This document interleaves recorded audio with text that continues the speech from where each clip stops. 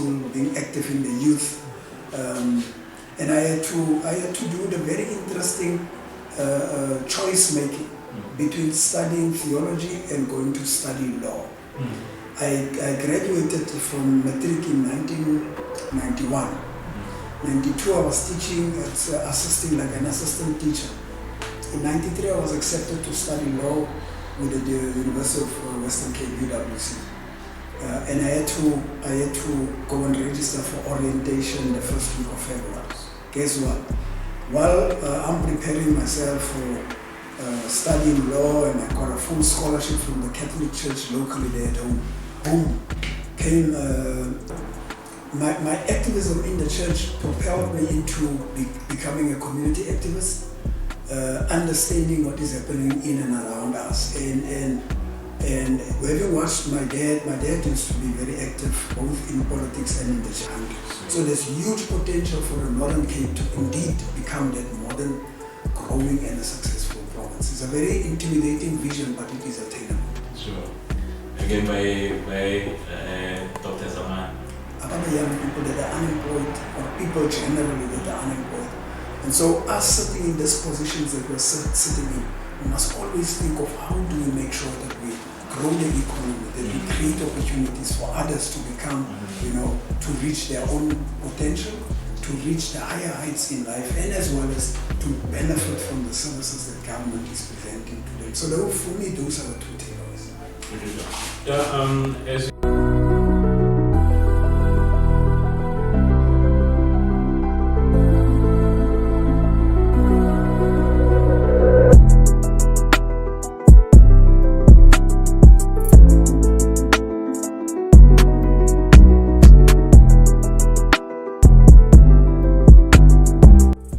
Welcome back to the State of the Media address, where we go beyond the headlines and into the lives of the people. Today's guest wears many hats: theologian, communicator, strategist, and public servant. He is the head of government communications in the Office of the Premier and a voice behind some of the strongest government media partnerships in the Northern Cape. Please welcome Mr. Lincoln Monwabisi Nkompela. Thank you very much. Thanks for having me. Thank you so much. Thank you so much for taking your time to have a chill and a chat with us. Without wasting any time, we wanted to know about you and what you do. Because in times people get to know people for their profession, Yes. and not get to understand that as much as you might be head of communications, you also are a human being. Also have aspirations. You also come from somewhere. Yeah. So we just give us a light on your early childhood, where it all began, where I was born, and how your childhood was like. Yeah, while growing up. Yeah. Oh, thank you very much. Childhood, very interesting. I was born in a small town called Priska. It's in today's terms, it's called the Siyathemba municipality. Sure. It incorporates Priska, Marydale and Nickerson. Very tiny place in the township, of course. I come from the dusty streets of the township. Sweet. Born in the early 70s, and I grew up there and all my life, literally. After grade 12, which in today's terms, I went to study in the Western Cape. Okay. I had a very good, stable, very energetic childhood. Energetic in the sense that I was very energetic myself, very inquisitive and active in sports and of course community development and eventually into politics. But I grew up as a staunch church boy. My dad was a priest of the Baptist church. My energies were always out, properly channeled in terms of wanting to get to know life in its broader form, both in church but also in community and in society in general. That's basically me. Sweet, that's sweet. I hear you mention in church, and that is also a theology. Yeah. How were the Sundays, Paikala? How was it on a Sunday from the morning into the Sunday afternoon? Very strict, church-going family. So our Sundays, most of it, we spend in church. I have four. We have a family of 5 children plus my mom and dad, of course. But there's a cousin sister who was living with us, which we took her as our sister. All 6 of us had to make sure that we are in church. We are active in the church, choir, in the church business. Growing up, then later you started to have interest in other things. Soccer was a big sport in my community. So Sunday afternoons we knew that it was Chiefs and All Blacks or Chiefs and Pirates in my hometown. So the afternoons we used to spend going to watch soccer, but you have to keep time because 5 o'clock you have to be back at home because you're heading to evening service. That was my life growing up. And choosing to study theology was almost like more than just a profession. It was, for me, it was a calling. Sweet. From growing up in Sunday school, being active in the youth, and I had to do the very interesting choice making between studying theology and going to study law. I graduated from matric in 1991. 92 I was teaching, assisting like an assistant teacher. In 93 I was accepted to study law with the University of Western Cape, UWC. And I had to go and register for orientation the first week of February. Guess what? While I'm preparing myself for studying law, and I got a full scholarship from the Catholic Church locally there at home, came an acceptance letter for me to study theology. And I had to make the interesting choice between the two, and I chose the latter. I went to study theology and I sacrificed law. So interestingly, I then developed into a person who's very interested in politics. So the law aspects and history and all of those things almost like was one of those things that I could not shrink off. I carried it with me. Even with my theological studies, I've got a very liberal outlook in terms of theology. I believe that we should believe in the Almighty and so on, but we should also do good unto the people and the men that we are living with. That's dope. And even looking back now, having to choose between theology and law, would you say that having to go back, you would do it any other way, or would you continue with that decision that you made on that particular day? I would continue, because it's a deep, it's a calling for me. I'm very interested in reading and studying. I would never give up, even if I pursue a legal profession one day. I would never give up on the theological studies, because I consider it as the foundation from which everything stems. Whether you are a scientist, whether you are an artist, whether you are a lawyer, whether you are a teacher, the base is, in my own belief and understanding, the base and the foundation is in theological studies. And I believe that we come from the earth and we go back to the earth one day when we perish. Sure. No, very interesting that, it got me thinking that as believers, I have this thing to say that we get believers who believe in Christ, since you're a theologian, who believe in God, who believe in Christ. And then we get people who are knowers that God exists, that Christ exists, And that now, it brings back the gap as to when you speak about a calling. You understand? That is why today now we see theology being taken as a career nowadays.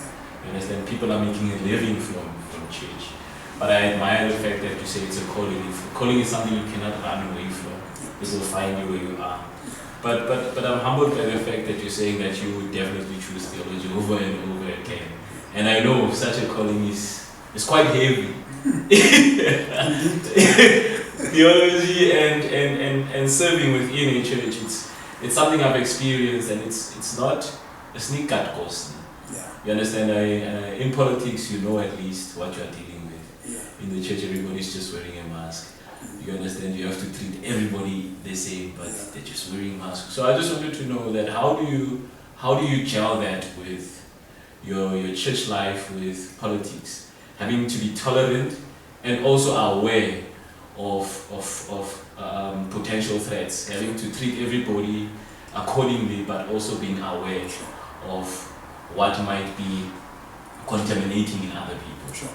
How do you balance? Yeah.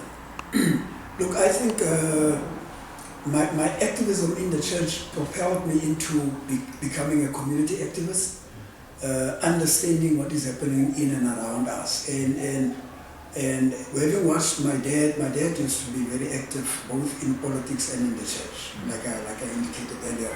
And I think I took it from him. Sundays we used to go with him when you go and buy a newspaper, and you get into the mode of reading and understanding what society is all about. And there I picked up the injustices of our society. Why we were treated differently than other people, and so on and so on. And yet, I come from a church background that says God has created us all equal and in His image. So the consciousness started back then, in Sunday school, in youth. In the school, I used to participate in what we used to call the debating society. And there my interest of understanding the world that we're living in started back then. The World War I, World War II, the West versus the South, the US as a superpower versus Russia. Back then it was the Soviet Union, China, and all of that sparked an interest for me to get deeper and to dig deeper. And everything that I read and that I picked up, always I used to compare it with the society in which we live. So, but why is it that we live in such abject poverty as Africans? Why? And I used to ask a lot of why questions.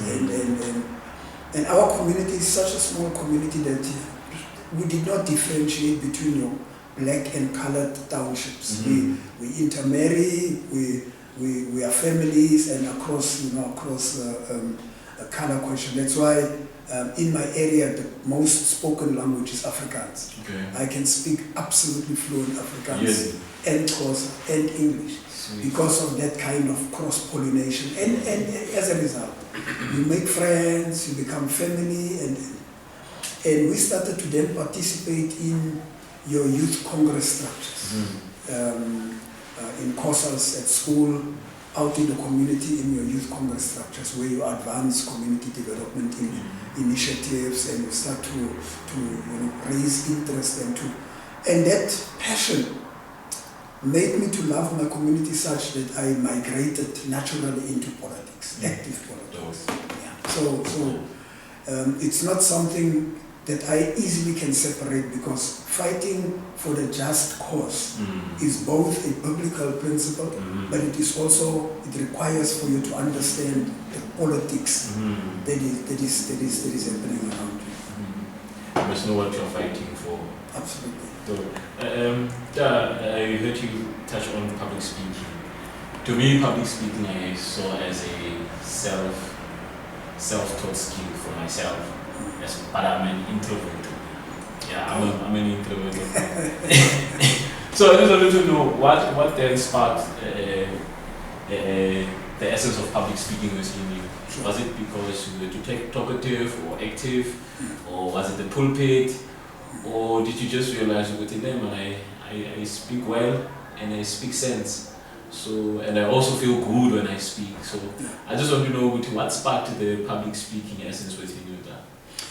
Like I said earlier on, I participated in the debating society, but also in church. You from Sunday school, you learn to lead, to take the lead and initiate some projects in your community and in church. And it migrated into the activism within me.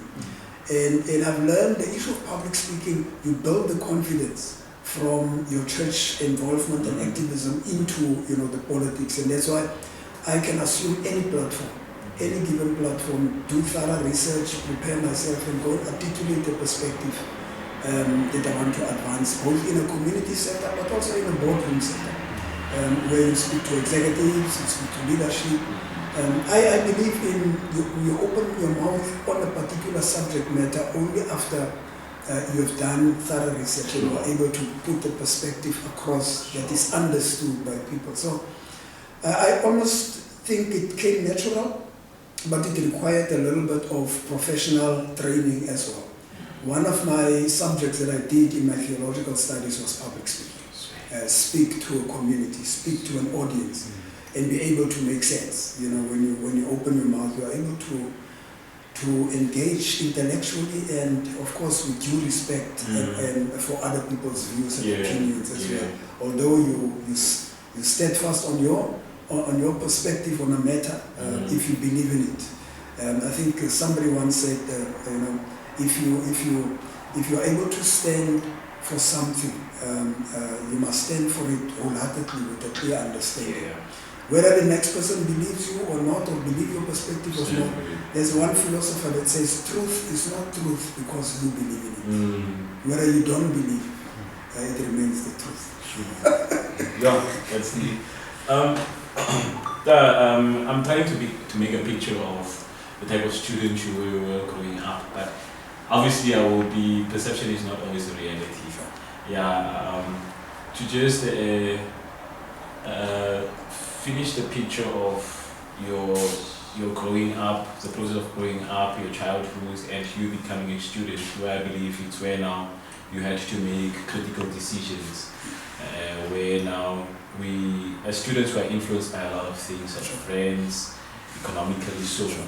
So while that was a student, what type of student were you? And at that point in time, did you think that this is where I wanted to be, or did you believe you should have been somewhere else? Or were you certain, this is what I saw, this is what I want to take into, and this is where I want to go from here? So what type of student was that allowed you to remain focused and to pursue what you wanted to pursue? I would consider myself a highly energetic and an intelligent student. In my political involvement, I'm probably going to throw my age away. My political involvement, in 1990, when I was in matric, with a group of us, Mandela was released in February of that year. Wow. And you can just imagine the politics of that year onwards was at another level. We were just on another level of boycotts, school closures, and political activism in the community. And a group of us, there was a black township high school, and there was a colored high school called Yewelsag. We were in the forefront of political activism. I was the leader of the SRC in my school for something like 3 to 4 years. I was leading the pack. In COSAS, I was leading the pack in terms of politics. In the ANC Youth League, when it was unbanned in 1991, we were very active in that space. So what I want to say, in 1990, a group of us could not graduate from grade 12, from matric that year.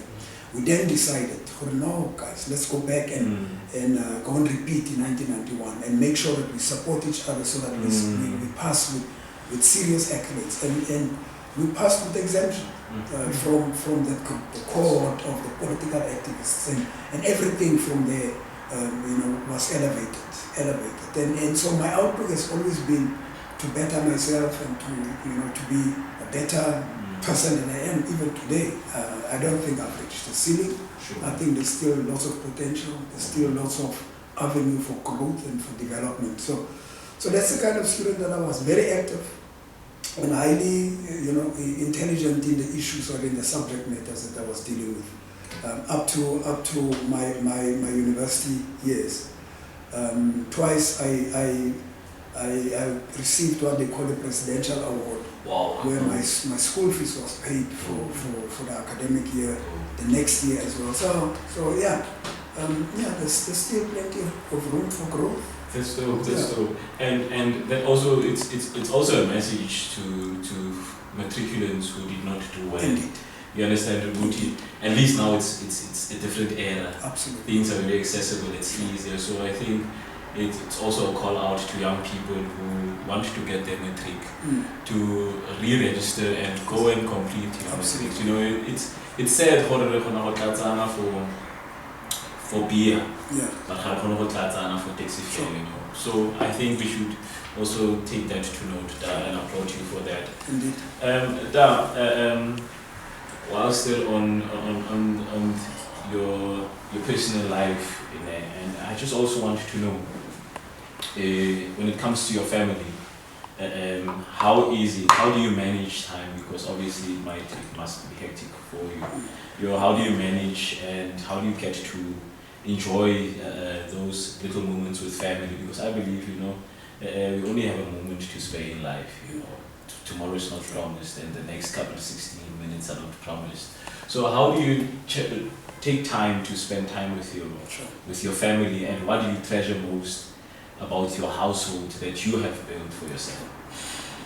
With my immediate family, I must say my activism, the kind of work that I'm doing, my activism in politics, for a better part of my career life or my adult life, I almost fell into the trap of neglecting them. Neglecting in the sense that I was overly involved with outside activities, external activities, than being at home. They know me as traveling a lot, and I spend so much time in meetings and in programs and campaigns and stuff. And I almost fell into that trap. I've learned over the years and to strike the balance. I've got 4 beautiful kids. 2 of them not staying with us, the other 2 are staying with us. The one is at university, and if I could reverse time, I would have spent more time with them. But unfortunately, there's time that is lost. But I'm living in a space where I want to make up for it, and I'm managing, and I'm growing and developing into that space. It is quite a challenge. It requires lots of discipline, I think, and as well as focus, and to be deliberate about it. To say, no weekend, I'm just going to be at home. Sure. If you hang out, the best people to hang out with is your family. And so I've learned that, and I appreciated that space to say, let's make deliberate time to spend with family and enjoy the space. Sure. I just have short and questions. Basically, everybody is afraid of something. Yeah. Whether it's a phobia of darkness. I know I'm not scared of mice. I respect them. Yeah. I'm not scared of spiders. I respect them. I just don't want to be where they are. Or standing there waiting. Yeah. So, what are your fears that nobody expects you to have, or nobody even imagines that you're afraid of? Whether it's the darkness, or small spaces, or respect mice and spiders like I do. What is it that you respect that you don't want to be in the same space with? I like the way you're putting it. I'm not afraid of those things because I believe in the power of the Almighty. It says He has given us authority over those things. However, I respect some things. One of those things that I respect is snakes. I don't even want to see a picture of a snake on TV I respect snakes amongst the many things. But interestingly, understanding myself as I grow up, I do not necessarily have a fear of the unknown, but I have realized that I fear rejection. Yeah, I fear rejection, and that's the reason why I've become so independent and wanting to not necessarily depend on others. To an extent that it's difficult for me to show vulnerability. It's difficult for me to ask something from the next person. But I always am open for people to ask from me, and I avail myself, whether my presence, whether this, that, and the other that I can afford at that time. For me to ask, I always think 10 times because I fear rejection, and that is one of the things that I'm fighting very hard to manage and get rid of, because other people don't see it in any other positive way. They see it as I'm proud, I'm selfish, or I think highly of myself, or whatever it is. So yeah, that's those are the two fears that I think I have. Other things I don't think. I'm not fearful of books. I'm not fearful of conversations. On that note, Neda, I just wanted to know before we carry on, what animal do you admire and why? Or if I may say, what animal you think you slightly resemble, or what animal's attitude do you like and why? Sure, it's quite a difficult one. An animal that I resemble. I guess it's an eagle. I guess it's an eagle. I love the attitude and the spirit of an eagle, of daring and being courageous. Reproduce yourself in more ways than one. They say an eagle is one of those birds that when they get older, they go and hide themselves very deep, far in the mountains, and they reproduce themselves almost, and come back and resilient, courageous, focused, and a fearless, species. And for me, that's how I see myself. Very soft-spoken. I'm not, very aggressive kind of a person. However, I would always go out of my way to challenge your capacity intellectually. At that level of reasoning, I think I would want to be consistent and resilient and courageous to intellectually engage on issues. And of course, I'm open for learning so that I also reproduce myself. You can't pour from an empty cup. You need to learn from those around you. In conversations, I think I've learned more than I've learned at the university for 4 years. In conversations and engagements with people, it builds me. And continue to learn. Moving now into your profession. Sure. Obviously, you did not just become the head of communications for the office of the premier overnight. You understand there were steps that you had to go through.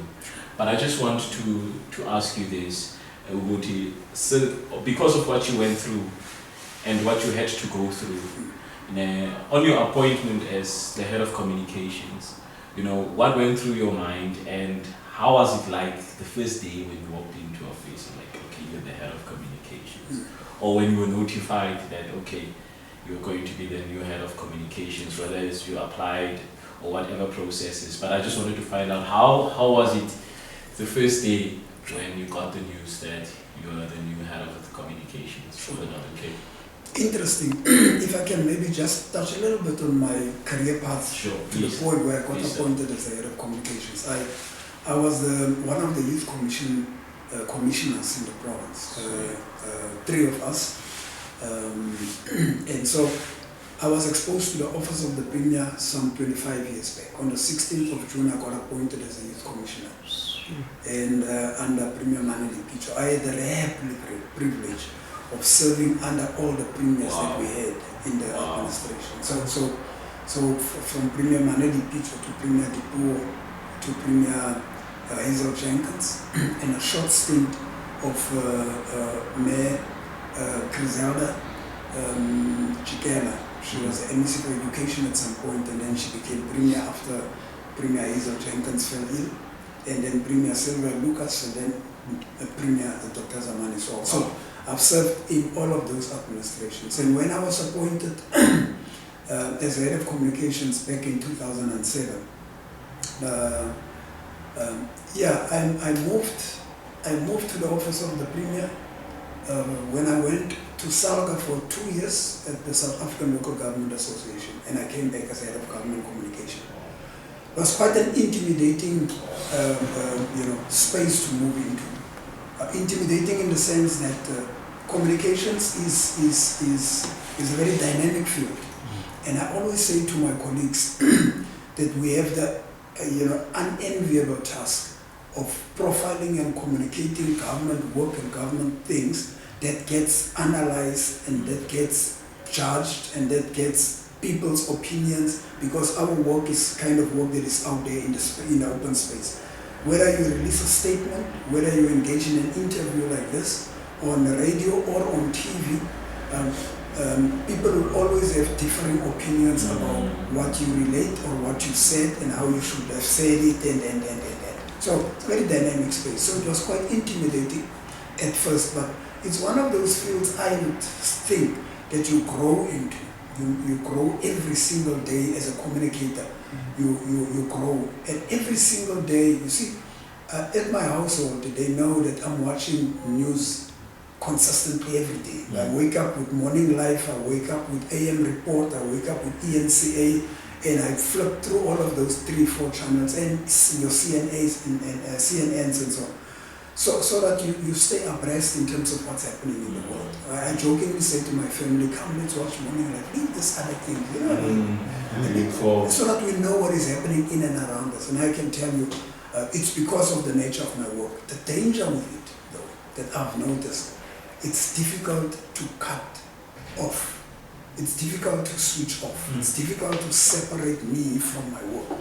It's difficult when I take leave that I say I switch off my phone. You feel so disconnected. Not so long ago, I lost my cell phone, and I can tell you for the 3-4 days without a cell phone, you feel like disconnected from the world. And so my field of getting into as head of communications, you constantly need to know what is happening in and around you. Constantly. We monitor what's happening on social media platforms. You are part of a national media network. And just this morning we had what we call a rapid response meeting of all the communicators in the country. So we're sitting on those platforms, so you get to know about a whole lot of things that are happening in and around you and in the world. So that's the nature of the work. That you have to grow into it and give yourself space and time, but also be open and strong, because some people will criticize your work, and it's part of the package. I think. Yeah, that's cool. Yeah, that's a mouthful. Dara, I heard you saying that you served under Nelson Mandela's new administration to now. Yeah, so I just want to understand the feel of it. Is it it must be different from then, but I just wanted to understand when premiers come and go, so does the mandate also come and change. So which basically means you have to adapt to consistently. When this new mandate comes, you have to adapt to this. So can Dara also tell me what was the most challenging times, or which was the most challenging administration in your career? All of them.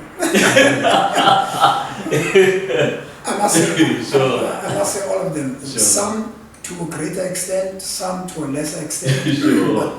But every individual that comes in and as a leader comes in with his or her own energy, and you have to transition and adapt, to the different character, to the different personality, and some of them were very strict. Some of them were very accommodative and welcoming and very warm. So there's a different dynamic, but I can tell you this, that I have grown from 2000, when I was appointed in this office under Manedi Picho, 31 years ago.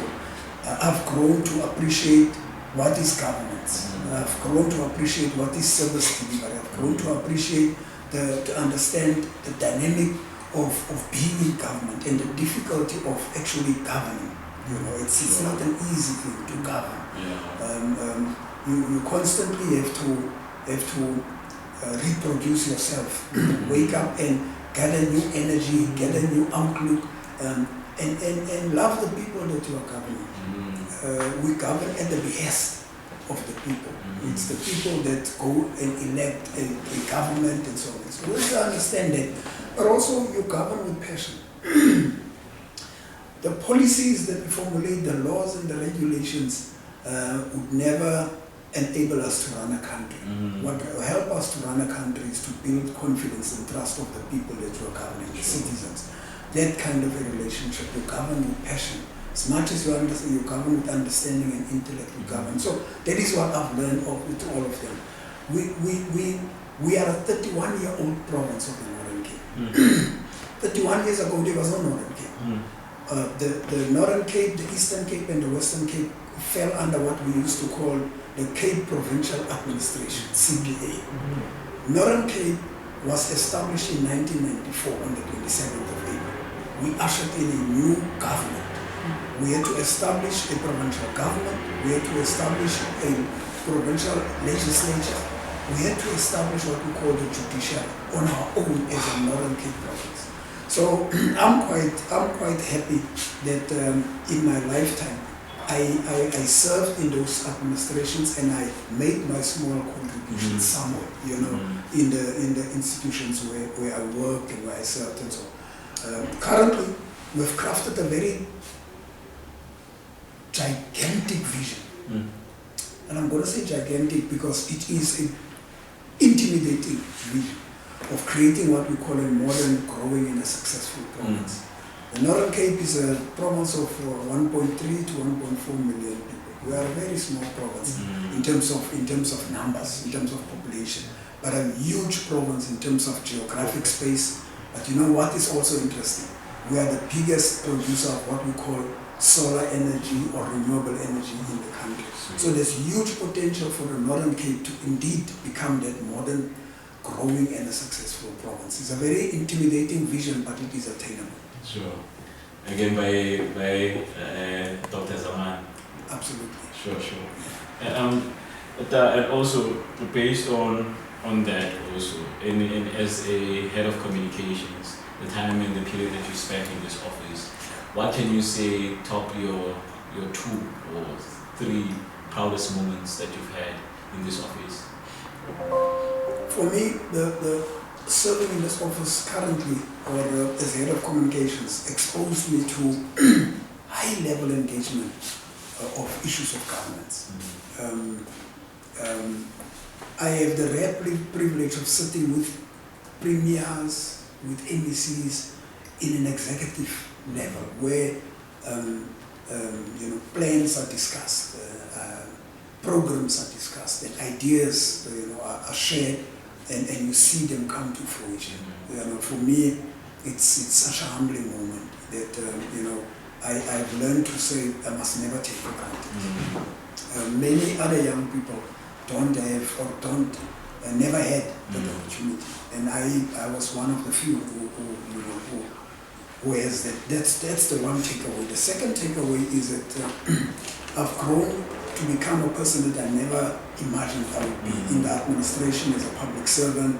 And for me, the public service has become such a career of choice kind of a thing. It's like you have the privilege of serving the people in this capacity. There are millions of other young people that are unemployed, or people generally that are unemployed. And so us sitting in these positions that we're sitting in, we must always think of how do we make sure that we grow the economy, that we create opportunities for others to become, to reach their own potential, to reach the higher heights in life, and as well as to benefit from the services that government is presenting to them. So for me, those are the 2 takeaways. As you said that you were encompassed, or you have ventured into a new hospital.